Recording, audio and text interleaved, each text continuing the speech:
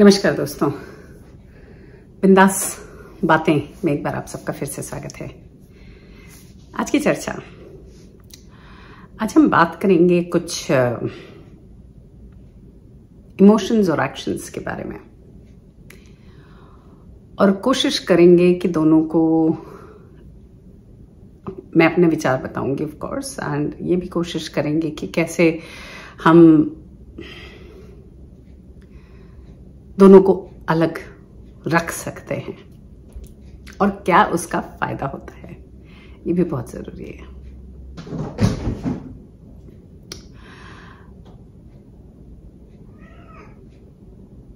और आज की वीडियोस मैं ये चीज बोलना चाहती हूं कि सबसे ज्यादा जरूरी है कि ऑल इमोशंस जो भी हम महसूस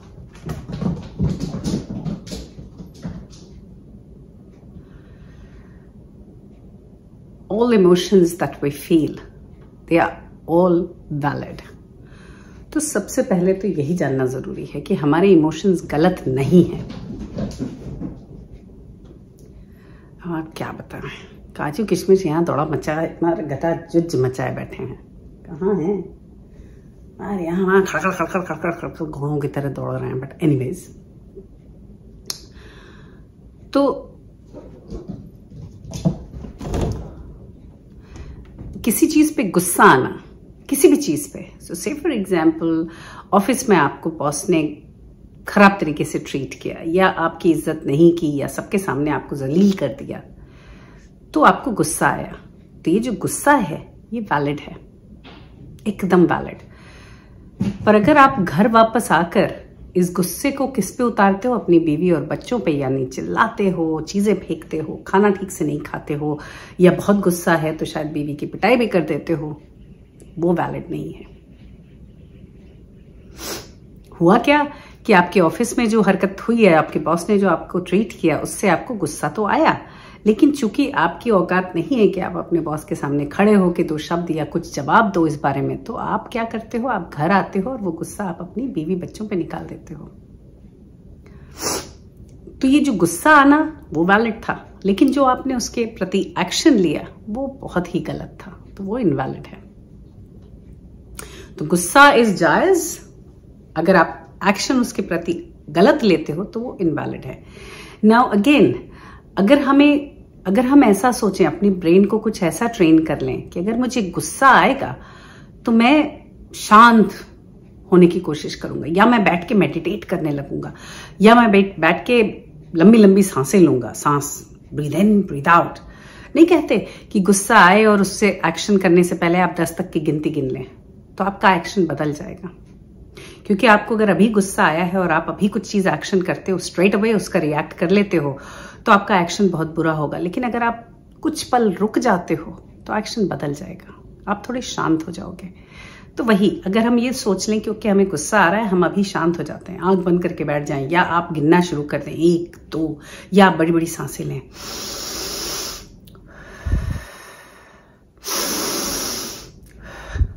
आपका गुस्सा फुर हो जाएगा। तो वो जो रिएक्शन है कि अगर आप जाके घर पे बच्चों पे और बीवी पे चिल्लाते हो, तो वो जो गुस्सा है जो आपने अपने को शांत कर लिया वो नहीं होगा। आप घर आके, हो सकता है आप अपनी बीवी के साथ शांत हिसाब से बैठ के इस चीज को डिस्कस कर लो, और हो सकता है कोई सोल्यूशन निकल आए, या हो सकता है ये पता चल जाए कि वो गुस्सा जो बॉस का था वो जायज था कि नहीं, कि वो भी किसी दूसरे के कार्यक्रम को एक्शन यहाँ दे रहा था। पॉसिबल है ना? तो ये दूसरा है जेलसी एक बहुत ही बड़ा इमोशन है जो हम आजकल सोसाइटी में बहुत ज्यादा महसूस करते हैं। तो जैसे किसी की बड़ी गाड़ी देख ली तो हम जेलस हो गए कि अरे यार, इनके पास कितना पैसा है, या कोई बहुत खूबसूरत है तो उसको देख के हम परेशान हो गए। किसी का करियर निकल पड़ा, हम एकदम दुखी और परेशान, जेलस कि ये भगवान ने इनको कितने लकी हैं ये लोग। अच्छा, ये महसूस करना अगेन गलत नहीं है, क्योंकि महसूस ऐसा करना कि अरे भगवान ने उनको कितना लकी बनाया है, या इस हिसाब से कि हे भगवान हम लोग की हालत ऐसी क्यों है, गलत बिल्कुल नहीं है।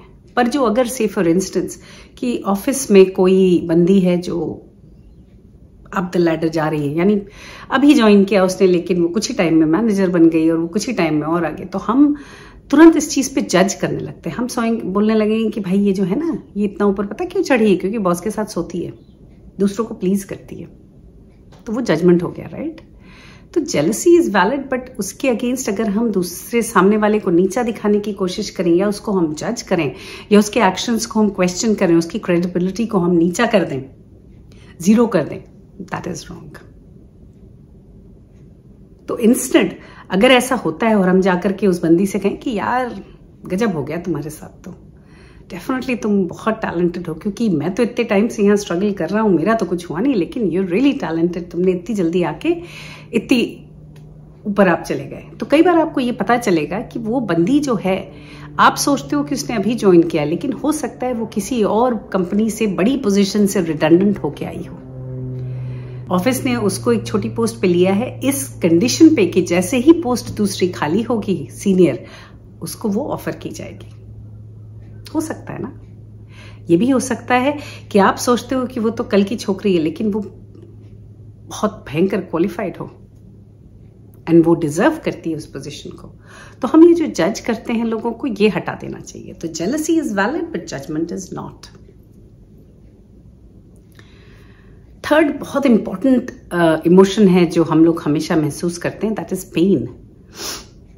पेन, अब पेन भी दो तरीके के होते हैं, एक है इमोशनल पेन और एक है ऑफ कोर्स फिजिकल पेन। पर ये जो इमोशनल पेन होता है, ये आपको रिएक्ट करने पे मजबूर करता है। कई बार नहीं होता, लोग कहते हैं कि भाई लव में उनको धोखा मिला तो वो अल्कोहलिक हो गए। तो जो पेन पार्ट था कि उनको लव में धोखा मिला और वो काफी इसलिए बेचारे सीरियस और दुखी रहते हैं, या उनका विश्वास औरतों के प्रति से उठ गया है, या वो सिंगल इसलिए हैं, वो बात सही समझ में आती है कि भाई थोड़ा उनका दिल हिला हुआ है।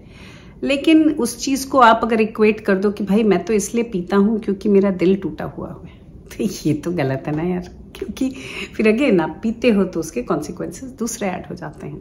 चौथा तो बहुत ही इंपॉर्टेंट चीज ये भी है कि जब हमारे घर में किसी की डेथ होती है ना, चाहे वो किसी भी एज का व्यक्ति हो, जो अगर 80-85 के बाद गया है तो पहले ही हमें उनके जीवन पे फक्र होना चाहिए और उनके जीवन को एंजॉय करना चाहिए। हाउएवर कई बार लोग क्या करते हैं, और अगेन कोई चला जाता है तो उसको मिस करना या उसके लिए बैठ के रोना या कुछ पल के लिए रोना, पर उसको मिस करना through out your life is valid, super valid. ऐसा नहीं है ना कि कोई अपनी जिंदगी से चला जाता है तो हम उसको मिस करना छोड़ देते हैं, मिस तो करते ही है ना।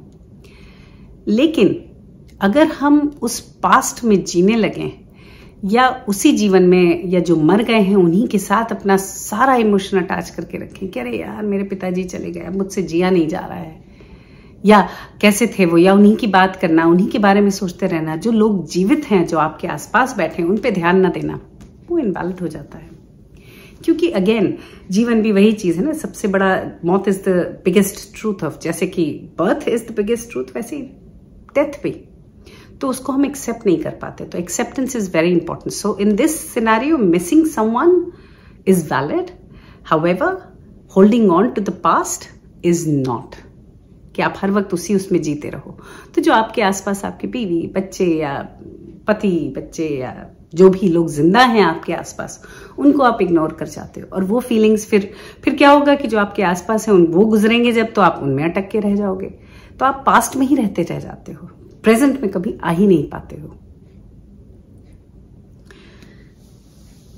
तो कहने का मतलब यह है कि आप अपने एक्शंस को कंट्रोल में रख सकते हैं, अपने इमोशंस से अपने एक्शंस को डिक्टेट होने ना दें, अपने एक्शंस को कंट्रोल कर लें। और ये भी देखा गया है कि इमोशन जो आपको महसूस हो रहा है उससे अगर आप ऑपोजिट रिएक्ट करें, कंप्लीटली ऑपोजिट, तो आप बेटर हो जाते हो।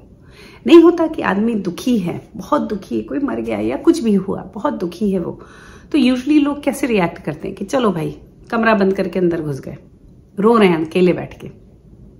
जो अगर हम ऐसा करें कि ऐसा हो रहा है हमारे साथ, तो हम और बाहर निकले, लोगों से मिलें जुलें, अपनी बात दूसरों को बताएं कि भाई मैं इस दौर से गुजर रहा हूं, तो आपको मदद मिल जाएगी और आपका मूड भी बेहतर हो जाएगा और आपकी जो रिकवरी है वो 4 गुना जल्दी हो जाएगी। तो जो आप सैड फील कर रहे थे, आप लोगों से मिलके हैप्पी फील करने लगोगे।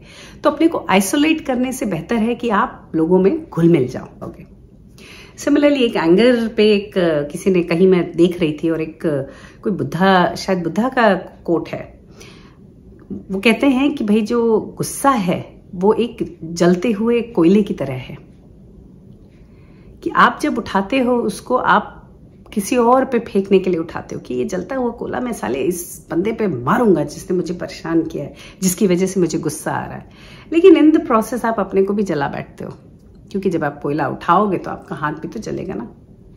तो एंगर तो वैसा ही इमोशन है। तो अगर आपको किसी पे गुस्सा आ रहा है तो वही ऑपोजिट, एकदम ऑपोजिट। ये नहीं कहती हूँ कि एंगर है तो आप जाके उस आदमी को प्यार करने लगो, पुचकारने लगो, नहीं, लेकिन आप शांत हो जाओ, तो आपको एकदम रिएक्शन, आपका एंगर भी शांत हो जाएगा और सब बदल जाएगा। तो इमोशंस को अगर आपको एक्शन से सेपरेट, पहले तो आपको इमोशंस को सेपरेट रखना है, बट अगर आप इमोशंस जो हो रहे हैं उससे एक्शंस अपने ऑपोजिट कर लो तो आपकी रिकवरी फास्ट हो जाती है।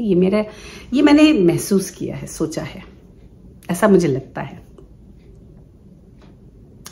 तो आज के वीडियो का मकसद यही है कि हम सब अपने इमोशंस को वैलिडेट करें, लेकिन उसके जो एक्शंस हैं उनको कंट्रोल करें, और वही एक्शंस ना लें जो कि ऑब्वियस हैं। कि एक्शंस को हम अगर अलग कर लेंगे तो हमारा जीवन बहुत बेहतर हो जाएगा और हम बेहतर जिंदगी जी पाएंगे। होपफुली कुछ सेंस बनाया होगा, होपफुली कुछ समझ में आया होगा आप लोगों को। आज के लिए सिर्फ इतना ही। अगले हफ्ते फिर मिलेंगे किसी और बात, किसी और चर्चा के साथ। तब तक के लिए आप देखते रहिए बिंदास बातें। See ya, bye bye.